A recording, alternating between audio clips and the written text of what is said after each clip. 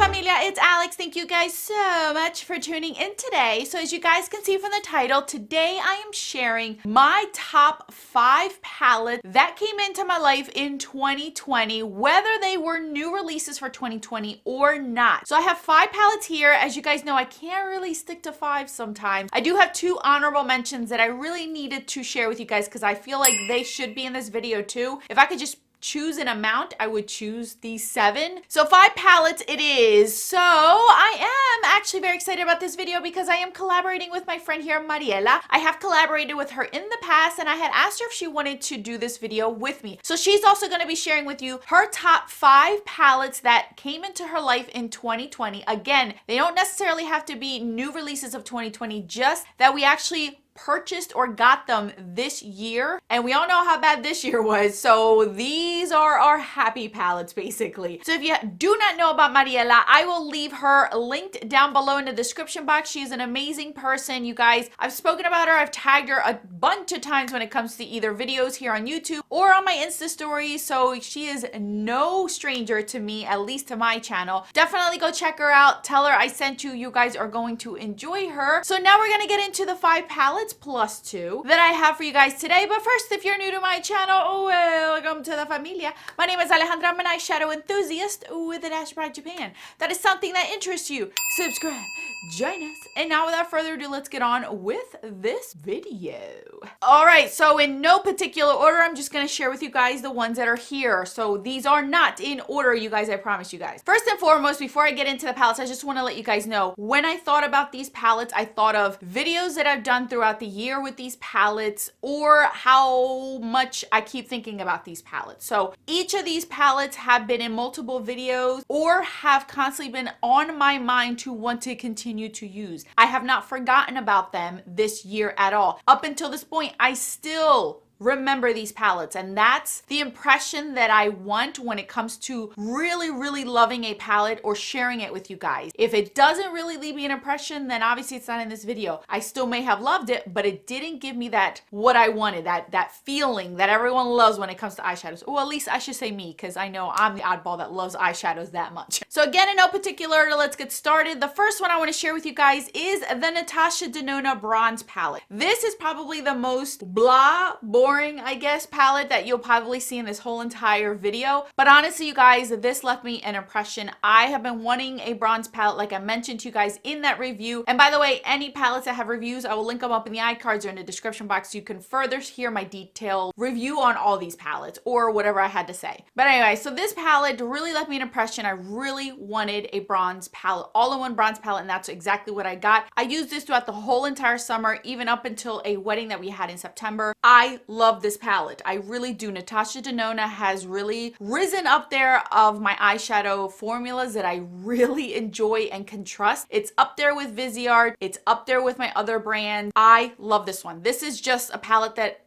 is amazing. I genuinely love it. This is not for everyone. Everyone might think this is boring, but for me, it's exactly what I was looking for in a bronze palette. So this is definitely one of those palettes in 2020 that left an amazing impression on me. Next up is from an indie brand. This is the Sydney Grace Tiny Marvels. This was a collaboration with Mel Thompson. I'm constantly talking about this palette, you guys, for a very good reason. Many of you guys have mentioned that this is on your wish list, that you're also agreeing with me. The formula is amazing. I love the color story. It's not too boring, but it's not too bright. It's right there. I'm getting everything that I want and in between, and I'm not getting poop brown shadows, and that's what I love. Nothing against Natasha Denona in this palette, but sometimes I just don't want to see a brown in a palette. And I love the fact that these, even though these right here look like they're browns, they have a different undertone to them that look a little bit different on the eyes. This is an amazing palette, amazing formula. I am going to save up for the Enduring Light palettes because I have been wanting those, but I did not get them this year,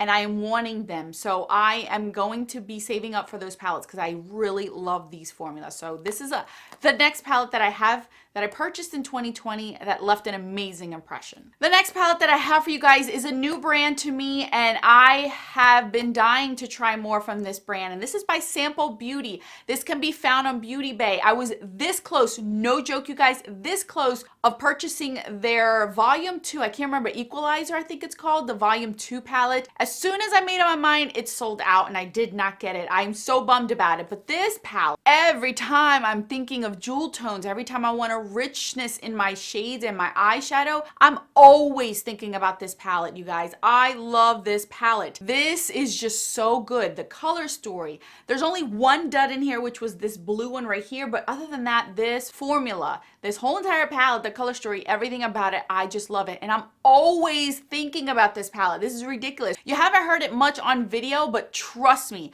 whenever I have a day where I could pick anything I want, I am always wanting to reach for this sucker. These right here, these squishy kind of shadows are just amazing. I love these. These are like a duochrome.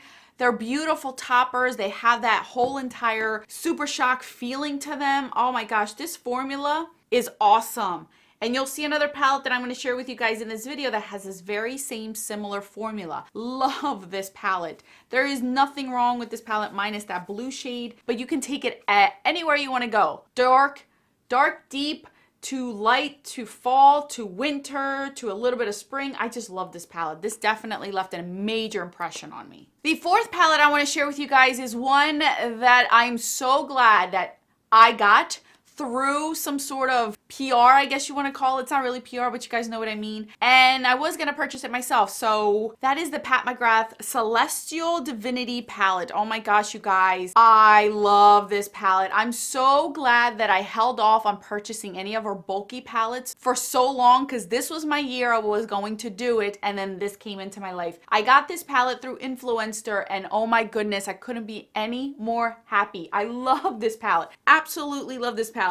This is another palette where if I want that richness of shades, this is another palette that I keep grabbing or reaching for or thinking about on those days that I don't have anything else to play with or don't care to play with what I'm supposed to be playing with. This is another palette that I love. I genuinely love. There was no duds. The only downside is these shadows are super soft and they break easily. But other than that, it's amazing. It truly is amazing. And a lot of you guys had run out and purchased this palette as well, and you have enjoyed it as well. I love this palette. This palette is gorgeous. And if I'm going to have any of her large palettes, this is the one I would have chosen. And I'm so glad it came into my life. I love this palette. 100% worth it. I don't care if I have to reach for mattes elsewhere, because I wanted her shimmery duochrome shades anyway. That's what I was interested in, and this is what this gives me. So I love this one a ton. My fifth and final one came towards the end, but no joke, you guys. I have been wearing this nonstop for at least the last 3, almost 4 weeks. I'm always dipping into this palette, whether it's for one shadow, help with mattes, help with colors. I just can't get enough of this one either, and that's the BH Naughty palette. I just can't. Today I am wearing this one again on my eyes as a little helper, but you guys can see it is beautiful. It is nothing out there, but I love that there's so much different formulas. Did that even make any sense? See how I'm getting all tongue-tied? There's so many different formulas in this palette, so you don't get bored. You're getting that squishiness of that Sample Beauty kind of formula in here. You're getting these amazing mattes that are super buttery and pigmented to the touch, all the way down to these amazing shimmery glitter shadows that are so finely milled, it actually looks like a shimmer shadow. It doesn't look like chunky glitter on the eye. I love this. I could take this to a very simple look all the way down to a sultry, multi-chrome type of shadows. I love this. Love this. I get everything I want. I am always dipping into this one. For the last month, I've been nonstop dipping into that palette, and for a very, very good reason. Those are my 5 palettes, but as you guys know, I have honorable mentions. I have 2 honorable mentions that I want to share with you guys real quick, because I could not do this video without sharing these either. The first one I want to share with you guys is the Wahala palette from Juvia's Place, the very first one. Genuinely love this one. I truly do, and I have really loved using it. I dip in here and there. Throughout the summer, I use this quite a bit, and I really enjoyed it. I think this was a very good palette made by Juvia's Place, because you're getting a little bit of everything, just a little bit of a punch to the colors. I really, really do like this one, and this one did leave an impression on me. So far, Juvia's Place has released quite a few palettes throughout the year after this one, and still this one takes the cake for 2020 for me. And the last one I could not mention, it is not new for 2020, but the packaging is new and they re-released it, and then I finally purchased it and it's amazing.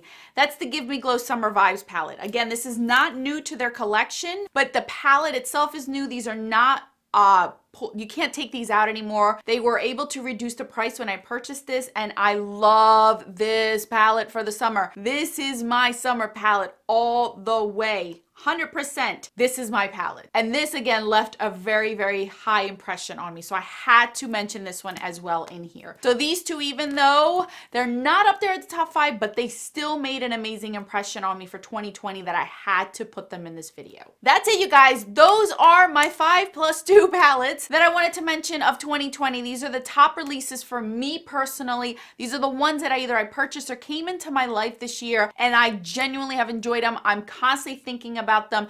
Anytime I'm thinking of some sort of color theme, these palettes just quench my thirst when it comes to that. So I will link these down below. Don't forget to check out Mariela and her top 5. I cannot wait to see what she picks because I'm very excited to see which ones are her top 5 for 2020. I will leave more videos right over here for your enjoyment. Until then, bye guys.